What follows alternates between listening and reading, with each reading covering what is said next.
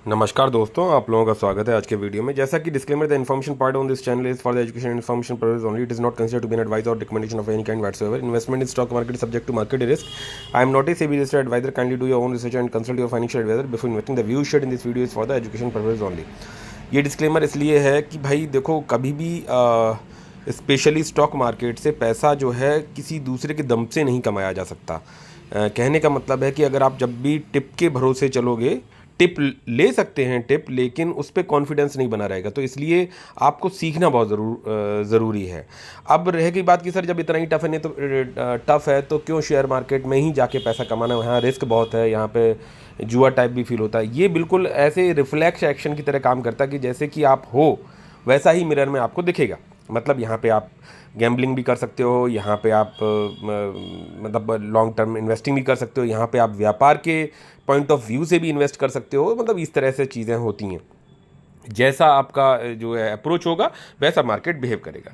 अब अगर लेकिन क्या सर कोई रिस्क नहीं है, जब इतना आसान है तो फिर सभी लोग क्यों नहीं कर लेते हैं? बिकॉज ये थोड़ा आपके अंदर कह सकते हैं कि डिपेंड करता है कि आप इसके प्रति कितने मतलब अट्रैक्ट होते हैं या चीज़ों करते हैं।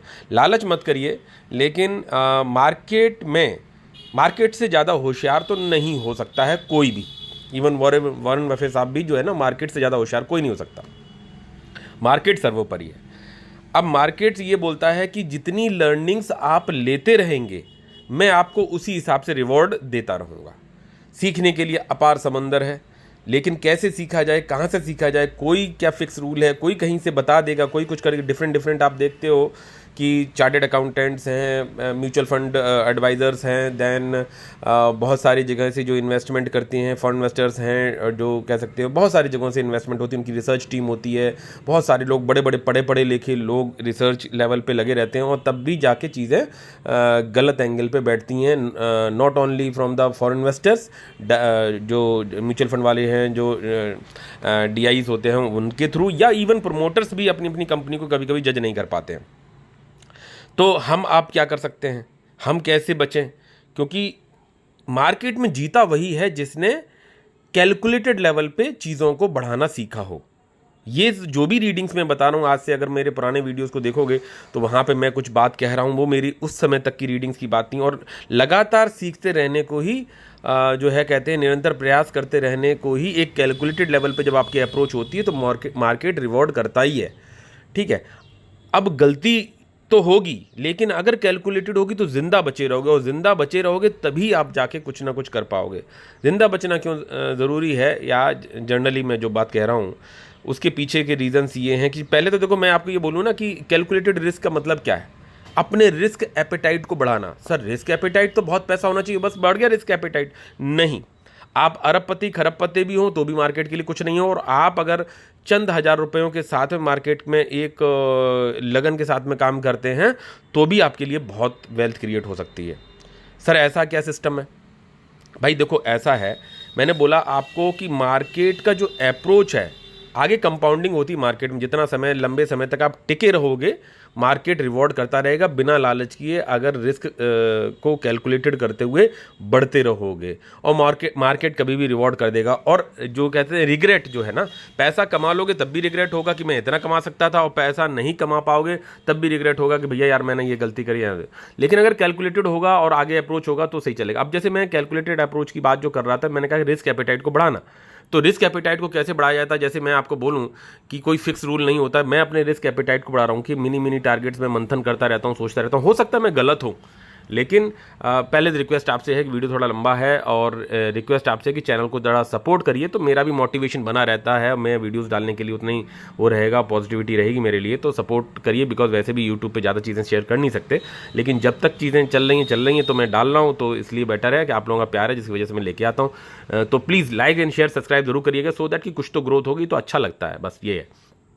ठीक है। तो मैं अपनी बात कर रहा हूं, तो मैं केवल अपने लिए बोल रहा हूं, मैं आप लोगों के हिसाब से नहीं बात कर रहा हूं। लेकिन उनसे आप सीखने की या समझने की कोशिश कर सकते हो, मेरी गलतियों से सीख सकते हो, मेरी पॉजिटिविटी से अगर कहीं दिखाई पड़ती है तो उनसे सीख सकते हो। तो मैंने बोला कि रिस्क एपेटाइट बढ़ाना। रिस्क एपेटाइट सर क्या होता है? अभी जैसे ये मेरा पोर्टफोलियो है, और ये देख सकते हो मार्केट पिछले 2 दिनों से गिरा है, और अभी भी जो आपको डेवलपमेंट्स दिखाई पड़ रहे हैं ग्लोबली कि भाई ईरान इजराइल के बीच में फिर और जंग थोड़ी तेज़ हो गई, जिसमें इंडिया भी शायद सपोर्ट करने लगा है या कुछ इस तरह का, अमेरिका ये वो कुछ भी होने दो, अभी रशिया और उनका यूक्रेन का थमा ही नहीं था, और भी बहुत सारे डेवलपमेंट्स थे, कहीं टैरिफ का, कहीं कुछ का, कहीं ये डाटा, कहीं वो डाटा, कहीं फलाना, कहीं ठिकाना, बहुत कुछ रहेगा। ठीक है, और ये चलता ही रहेगा, लगभग चलता ही रहेगा। इसी कह सकते हैं आँख मिचौली के खेल से हमें अपने चीज़ों को आगे बढ़ते हुए चलते जाना है। तो मैंने बोला कैलकुलेटेड रिस्क बढ़ाने वाली बात कि भाई देखो, आपको अच्छी चीज़ भी बेचनी पड़ती है और आपको ख़राब चीज़ भी कभी कभी होल्ड करनी पड़ती है, लेकिन उसको रेड फ्लैग्स को समझते हुए, देखते हुए, चीज़ों को एनालाइज करते हुए आगे बढ़ोगे, और जब आपके 10 डिसीजन में से ज़्यादातर डिसीजन सही जाने लगे, कुछ एक आध दो खराब तो जाएंगे ही, तो और आपका पॉजिटिविटी है बनी हुई है, तो फिर बात बनने लगती है, फिर वो आपको कॉन्फिडेंस भी देता है, ओवर कॉन्फिडेंस भी नहीं होना चाहिए, और आप एक कैलकुलेटेड लेवल पे चीज़ों को अप्रोच करते हुए बढ़ोगे तो बात बनने लगती है। मार्केट के अंदर ये पोटेंशियल होता है कि सर हम मार्केट से फिर इतना जब प्रॉब्लम है तो हम क्यों ही आए। तो मार्केट के अंदर क्या है कि हमें मार्केट जो रिवॉर्ड देता है उतना रिवॉर्ड कहीं पे भी दूसरी जगह नहीं मिलता, पहली बात तो एक ही है सर। लेकिन मार्केट जो रिवॉर्ड देता है उससे रिवॉर्ड से आपके मान लो सही कदम है तो आप पागल ना हो जाएं, वो डाइजेस्ट कर सकें, तो वो जो फ्लक्चुएशंस होती हैं ईसीजी वाली, जो हर्ट बीट्स होती हैं, वो ऊपर और नीचे, वो आपको मार्केट वैसे करके देगा कि सो दैट कि अगर दे भी दिया तो उसका अत्यंत खुशी ना हो जाए, तो आप हार्ट अटैक से ना मर जाएं, और अगर आपका लॉस में भी हो जाए, नीचे हो गया, तो जो उस हिसाब से आप निपट भी ना जाएं। ये भी चीज़ें होती हैं। और मैंने बोला ना, मूवमेंट्स जिसमें ज़्यादा होते हैं वही चीज़ें ज़्यादा रिटर्न देती। मतलब जैसे मान के चलो मार्केट को पैसा आपका डबल करना है, मान के चलो 3 साल में पैसा डबल करना है, मार्केट आपको देगा, लेकिन वो 3 साल में जो पैसा डबल करके देगा वो आपकी लर्निंग्स के हिसाब से, चीज़ों के हिसाब से, आपके अप्रोच के हिसाब से, आपने जुए के हिसाब से नहीं खेला तो उसके हिसाब से रेड फ्लैग्स को देखते हुए किया, कंपनी देखा, डाइवर्सिफाई किया, सब चीज़ें, फंडामेंटल्स, पैरामीटर्स, उसके रिजल्ट्स और उसका सिनेरियो और ग्लोबल डेवलपमेंट, सब चीज़ों को आपने देखते हुए उस हिसाब से अप्रोच अगर किया तो मार्केट जैसे मान के चलो पैसा डबल करना, लेकिन वो पैसा डबल आपका 3 साल में करेगा इस तरह से कि काफ़ी बार ऊपर जाएगा, काफ़ी बार नीचे जाएगा, काफ़ी चीज़ें होंगी। वो अगर एक्सटर्नल रीजंस की वजह से चल रही हैं चीज़ें, जैसे सपोज अभी बात की जाए कि भाई जो वॉर वाली सिचुएशन आ रही, तो इसमें क्या होगा, अरे मार्केट गिरेगा सुबह से, मतलब मंडे को अभी 2 दिन से मान लो गिरा, अभी वहाँ भी जो अभी हमें अहमदाबाद वाले जो प्लेन में जो क्रैश हुआ उसकी वजह से भी इम्पैक्ट बैठा, उसके लिए मतलब जो है मैं मतलब जो है सभी के लिए जो भी उसमें मतलब मृत्यु को प्राप्त हुए हैं लोग, जो भी रीजंस रहे हों, उनको श्रद्धांजलि देता हूं, और वो बहुत ही दुखद घटना हुई है, तो उसके लिए क्या ही कहा जाए। तो उसका इम्पैक्ट जैसे बैठ जाना, या कभी कोई और ग्लोबल डेवलपमेंट हो जाए वहाँ, अभी आपने देखा होगा कि इंडिया पाकिस्तान के बीच में जब हुआ तो रशिया कह रहा हूँ, इजराइल ने तुरंत ही अपने सपोर्ट सिस्टम दिया। तो ऐसे ही आज जब ज़रूरत है तो रशिया कहते हैं इजराइल को, तो वो सिस्टम की वजह से इंडियन एयरफोर्स का जो है 24 स्क्वाड्रन, ये भी सुनी सुनाई बात है, पता नहीं एग्जैक्टली कितना सच है नहीं, कि वो वहाँ पे चीज़ें डेवलप हो रही हैं और सपोर्ट करने जाए, तो वो करने ही करेंगे। भले ईरान के साथ हमारी कोई ऐसी क्लैशेस नहीं है, बट फिर भी जिस तरह से हमारे लिए वो खड़े हुए हैं तो हमें भी उन चीज़ों को देखना पड़ता है और हमें सपोर्ट के लिए खड़ा होना पड़ता है। ठीक है, तो ये सब चीज़ें ग्लोबल डेवलपमेंट चलती रही। मैंने आपको ये भी चीज़ें दिखाई थी कि भाई वर्ल्ड वॉर की सिचुएशन आ जाए, कुछ भी सिचुएशन आ जाए, कितनी भी भयंकर से भयंकर, अगर कायनात जिंदा है, यानी इंसान जिंदा है, चीज़ें सही हैं, तो वो पैसा बना के ही देंगी। ठीक है, वो बढ़ेंगे, वो डिपेंड करेगा आप कितना पेशेंस के साथ में टिके रहते हो। तो मैं जैसे पोर्टफोलियो की बात कर रहा हूँ, इसमें रिस्क एपेटाइट बढ़ाने की बात जो कर रहा हूँ, पहली बात तो ये आप देख लो कि इसमें जो गिरावट हुई, तो गिरावट के बाद जो है करीबन 24,000 के आसपास, 23,900 के आसपास गिरा। अगर आप स्लाइड करोगे यहाँ पे, स्लाइड करोगे तो आपको फुल स्क्रीन दिख जाएगी, और नीचे आपको ये आपके जो है आज जो कल के थे वो 23,900 करीब के यहाँ पे गिरावट आपको दिख रही है। और आपको ये पोर्टफोलियो साइज छोटा दिखने लगा, तो मैंने आपको बोला कि मैंने अपने रिस्क एपेटाइट बढ़ाने के लिए चीज़ें करी हैं। अब करने को मैं अपने हिसाब से, अपने पोर्टफोलियो के हिसाब से चीज़ें डिसीजन ले रहा हूँ, भले ही मैंने वो लॉन्ग टर्म के लिए हिसाब लिया, लेकिन मुझे अपने पोर्टफोलियो कैलकुलेटेड हिसाब से चीज़ें चलनी पड़ती। अब जैसे मैं बोल रहा हूँ कि जो रिटर्न वाइज की अगर मैं बात करूँ, ये जैसे आप देख लो 43,98,000, लगभग 44,000 आप मान सकते हो कि 44 लाख रुपए ये जो है पोर्टफोलियो साइज दिख रहा है। इतना कम क्यों दिख रहा है सर, क्या किया आपने, क्या डेवलपमेंट कर दिए? तो मैं डिसीजन लेता हूँ अपने हिसाब से भाई, ठीक है, तो मैं किसी को रिकमेंड नहीं करता हूँ। तो ये आप देख सकते हो कि ये मेरा P&L का है, और यहाँ देख सकते हो 10,69,000, जिसमें कुछ टैक्सेस को माइनस कर दें तो 10,44,000 का करीबन प्रॉफिट बचता है, और जो अनरियलाइज गेन में ये बचता है, मतलब ये जो बुक कर चुके हैं, ये जो बाकी बचा हुआ है। तो अब इसमें जो है 35,000 प्लस ही कुछ होगा जो मुझे डिविडेंड्स मिल चुके हैं, लगभग कह सकते हो 54 महीने हुए होंगे मुझे मार्केट में डीमेट को खोले हुए, और बहुत बहुत सारी गलतियाँ करके देखते हुए, करते हुए, सीखते हुए आगे बढ़े। अब ये जो आप देखते हैं कि मैंने यहाँ पे ये बजाय, अभी थोड़े समय पहले अगर आप देखेंगे तो आपने देखा होगा कि मेरे ये अभी अगर मेरे को फॉलो कर रहे होंगे कि 7 लाख के प्रॉफिट्स थे, उससे पहले कम थे, फिर बढ़े धीरे, अभी 8 लाख के थे, अभी ये आप भी देख सकते हो कि ये 10 लाख कुछ के हैं, यहाँ मतलब 10.5 लाख के आसपास का दिखाई पड़ रहा है, जिसमें कि अब ये जो मैं रियलाइज गेन का टारगेट अपना लेके चल रहा हूँ कि इस फाइनेंशियल ईयर एंड के लिए होने के लिए, उसमें मैं ये सोच रहा हूँ, ये मेरा रिस्क एपेटाइट बढ़ाने वाली बात है। इसमें मैंने ये जो चीज़ें हैं, ये जो मैंने बुक कर दिया, ठीक है, उसमें अनरियलाइज गेन और रियलाइज गेन, सॉरी, जो कह सकते हैं long term capital gain tax और short term capital gain tax भी डेवलप होंगे, वो सब अलग बात है। वो तो देखो, हिंदुस्तान में रहोगे तो राधे राधे कहना ही है, वो टैक्स तो देना है, जो बनेगा पेनल्टी वो सब चीज़ें वो तो देनी है।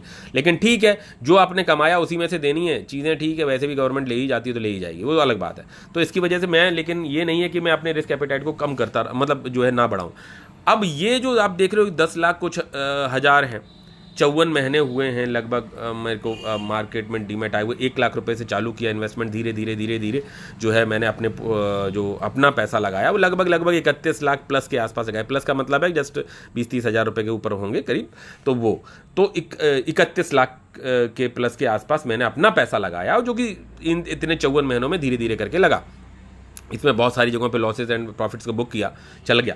अब ये जो मेरा, अब जैसे मैं अपने तरह के पोर्टफोलियो में छोटे छोटे टारगेट्स देता रहता हूँ, जैसे आपने देखा होगा वीबीएल की क्वांटिटी बढ़ाना, स्काई गोल्ड में बढ़ाना, या किसी कंपनी में मुझे स्टेक को बढ़ा लेना या छोटा लेना, या क्या कुछ करना है, नंबर ऑफ कंपनीज को घटाना, ये सब मेरे स्ट्रेटेजी के अपने पार्ट होते हैं। मेरे पोर्टफोलियो के पॉइंट ऑफ व्यू से सही है, आप अपने हिसाब से डिसीजंस को लेना चाहिए। अब मैंने इसे जो टारगेट एक रखा, हो सकता है कितना पूरा होगा, कब पूरा होगा, पहले पूरा होगा कि बाद में पूरा होगा, पता नहीं, बट एक आपके अंदर एक इंटरनली टारगेट लेके चलते हैं कि भाई ठीक है कि आई वांट टू, अभी देखो डबल डिजिट में आ गया, I want to reach this amount too, जब तक फाइनेंशियल ईयर क्लोज हुआ कि 2 के लाइन में आ जाए, ठीक है, 20 लाख के आसपास का हिसाब किताब है। ये हो भी सकता है या ऊपर नीचे भी हो सकता है।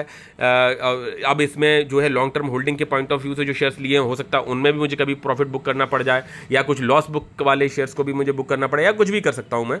और आने वाले समय में किस तरह की इन्वेस्टमेंट रहती है, किस कंपनीज में क्या कुछ है, बट अपना एक मिनी टारगेट है कि ये अब देखते हैं कब पूरा कर पाते हैं। तो ये 20 लाख का अगर मैंने प्रॉफिट बुक कर लिया, सपोज ये आ गए, तो उतने तो मैंने प्रॉफिट बुक कर लिए ना, वो मेरे को मेरे रिस्क एपेटाइट को बढ़ाते हैं कि हाँ भाई, मार्केट ने मुझे इतने समय में इतना रुपया तो दे दिया। उसको अगर पर मंथ के हिसाब से डिवाइड करेंगे, that is a good amount जो एज ए मिडिल क्लास के पॉइंट ऑफ व्यू से बनता है। तो ये मेरे रिस्क एपेटाइट को बढ़ाता है कि मान के चलो 31 लाख रुपए मेरे खुद के हैं, और 20 लाख का मान लो मैं प्रॉफिट बुक कर चुका होता या होऊंगा आने वाले समय में, जो कि मेरा बुक ही हो गया हो, तो सर लॉन्ग टर्म में कंपाउंडिंग के से महरूम रह जाओगे। तो भाई उस पैसे को मैं री इन्वेस्ट कर रहा हूँ सही वैल्यूएशंस पे ही। उन्हीं काफ़ी कुछ कंपनीज ऐसी हो जाती हैं जो कंपनीज में बार बार री इन्वेस्ट कर देता हूँ, उनमें पैसा लगा देता हूँ। बहुत सारी कंपनीज में रेड फ्लैग्स को चेकआउट करके चीज़ों को करता हूँ। और बहुत सारी कंपनीज ऐसी भी होती हैं कि मैंने सोचा कि हाँ ये बेस्ट वैल्यूएशन पे, बट प्रैक्टिकली वो सिचुएशन ना रही हो, उससे और डीप डाउन चली जाए। लेकिन डाइवर्सिफाई किया होता तो कोई ना कोई कंपनी आपकी स्टडी के हिसाब से चीज़ों को रन करती है, और वहाँ मैं प्रॉफिट्स को बुक करके रीसर्कुलेट करता हूँ टू इंक्रीज द कह सकते हैं कि रिस्क एपेटाइट। अब ये मुझे मेरे पोर्टफोलियो के हिसाब से मुझे लगता है कि भाई 20 लाख का प्रॉफिट मेरा बुकड हो जाना चाहिए, तो मैं कर रहा हूँ left over with the compounding की भैया ठीक है, अगर कंपाउंडिंग इसके बाद चीज़ें चलती हैं तो दैट्स गुड वन, ठीक है।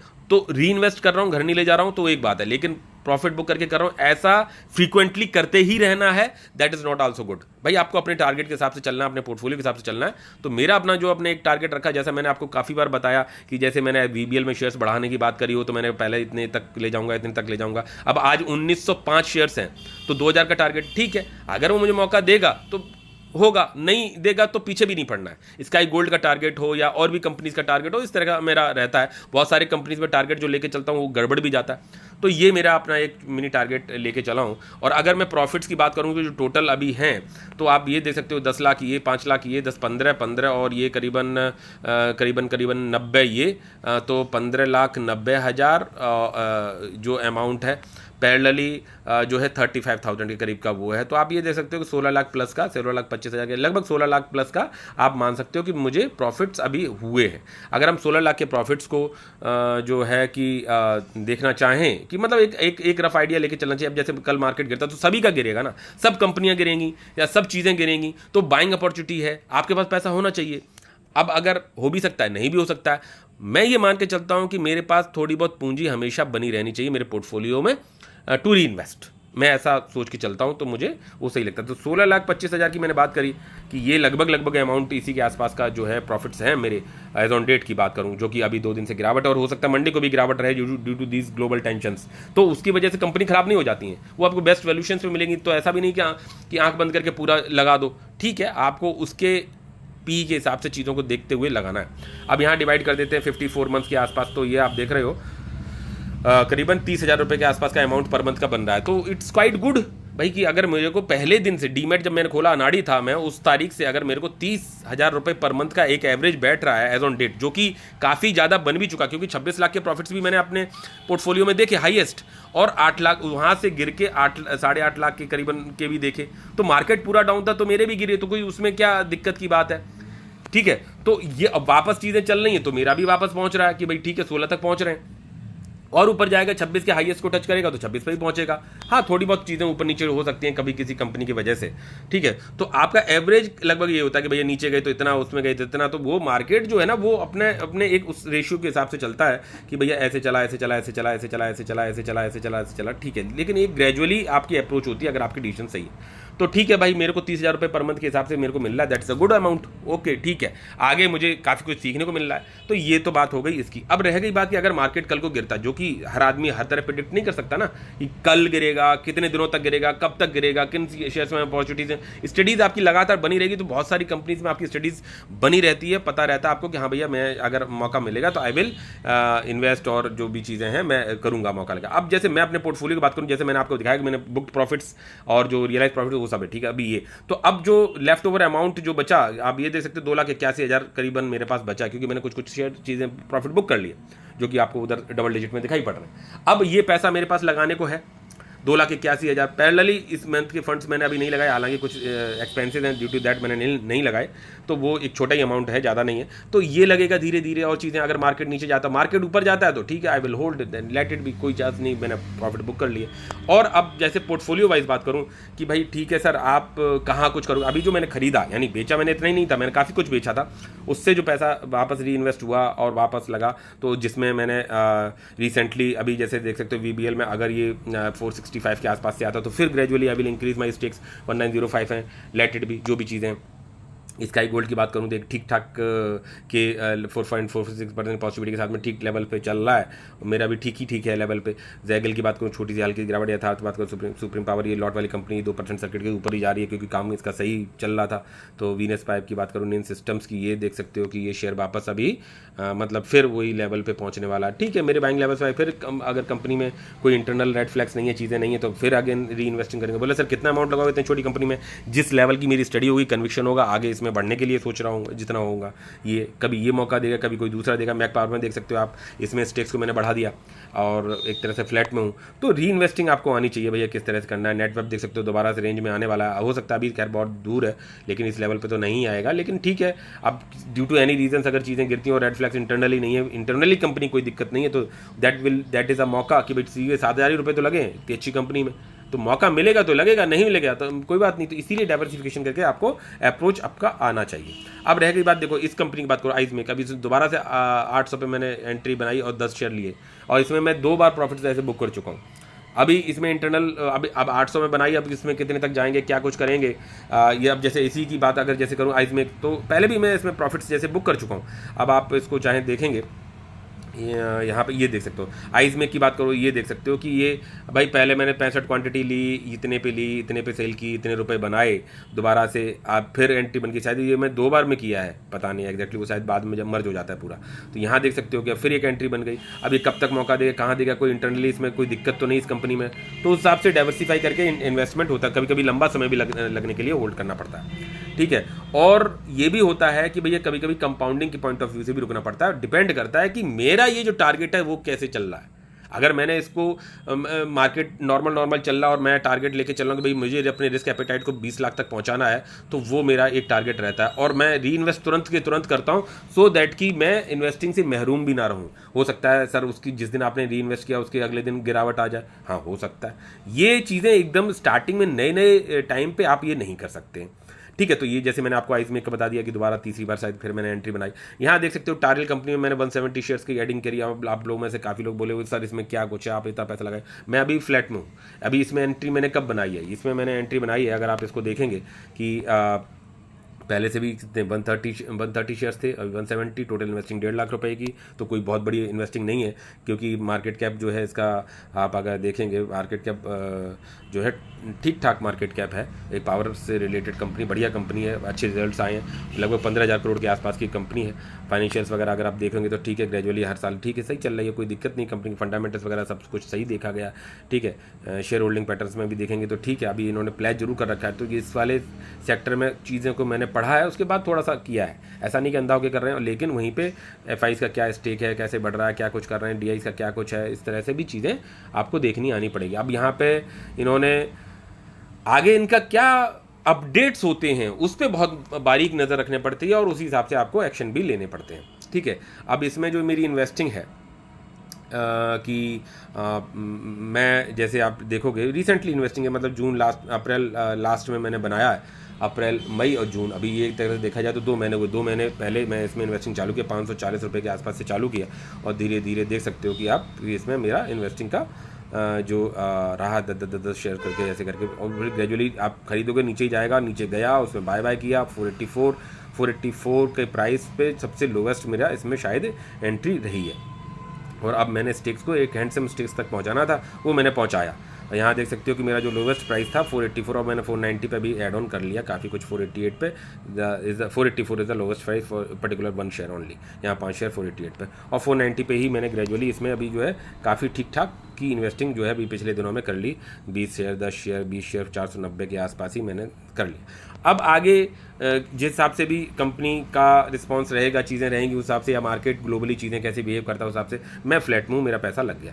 अब ये चीज़ें आपको आनी चाहिए थोड़ी बहुत। हो सकता है आप कितने सही जा रहे हो कितने गलत जा रहे हो, तो not only the dependency on the single company, तो ये भी होता है। आगे बढ़ेंगे देखो 3 अरब, यहाँ पे मैंने 16 शेयर्स लिए, क्यों मैंने यहाँ पे 170 शेयर नहीं ले डाले, तो ये भी आपकी स्टडी पे कन्विक्शन कितना है उस हिसाब से ये अप्रोच होनी चाहिए। मार्केट में करेक्शन के हिसाब से शेयर करेक्शन क्यों दे रहा है, शेयर में क्या डेवलपमेंट है, शेयर में कितनी पॉजिटिविटी दिखाई पड़ रही है। केस की बात करो, यहाँ देख सकते हो पैसा लग गया, हाँ इसके हिसाब से पैसा थोड़ा ज़्यादा लग गया, तो ठीक है। तो अब मैं काफ़ी डीप जाएगा तो ही एक शेयर ले रहा हूँ, डीप जाएगा तो ही शेयर, लंबा समय ले सकता कोई दिक्कत नहीं। तो ये एस्कोनेट में देख सकते हो 1.18% गिरावट है, जो कि एक तरह से ठीक है, इन लेवल्स पे ट्रेड कर रहा है। अब यहाँ पे ये देख सकते हो VBL में गिरावट थी, तो पोर्टफोलियो पे इसका इम्पैक्ट बैठेगा ही बैठेगा। तो ये सब चीज़ें मतलब मैंने दी। अब मैं टारिल की जैसे बात कर रहा था कि टारिल कंपनी में ही क्यों आपने इन्वेस्ट किया। अब कल को किसी और पे फोकस हो जाएगा, तो मैंने इसको थोड़ा पढ़ने की पढ़ाने की कोशिश की है। यहाँ देख सकते हो कि अगर मैं इसकी बात करूँ तो